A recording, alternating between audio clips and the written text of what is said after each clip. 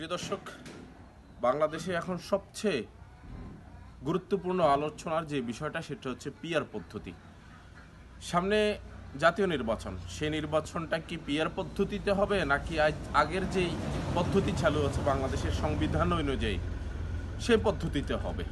তো এই পিআর পদ্ধতিটা আমি মনে করতেছি যে বিএনপির জন্য খুবই গুরুত্বপূর্ণ। কারণ হচ্ছে ডাকসু নির্বাচনে আমরা দেখেছি যে তারা কিছু ভোট সেখানে পেয়েছে। যদি পিআর সিস্টেমটা সেখানে অ্যাপ্লাই করা হতো তাহলে তো তারা কিছু আসন বা কিছু পদ সেখানে পেত।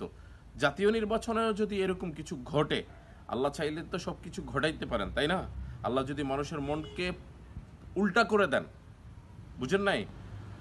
হতে পারে না যে তারা ভাবতেছে যে তারা বিশাল ব্যবধানে নির্বাচনে চলে আসবে, ক্ষমতায় চলে আসবে। যদি আল্লাহ তাআলা চান তাহলে তো আল্লাহ তাআলা উল্টাটাও করে দিতে পারেন। সেই ক্ষেত্রে হয়তোবা বিএনপি মনে করেন যে 30% ভোট পেল সারা বাংলাদেশে, তাহলে এই পিআর পদ্ধতি যদি থাকে তাহলে না তারা 30% ভোট পাওয়া অনুযায়ী তারা সংসদে যেতে পারবে। যদি পিআর পদ্ধতি না থাকে তাহলে কি তারা যেতে পারবে? তাহলে আমি মনে করতেছি এই মুহূর্তে বিএনপির জন্য পিআর পদ্ধতিটা খুবই জরুরি।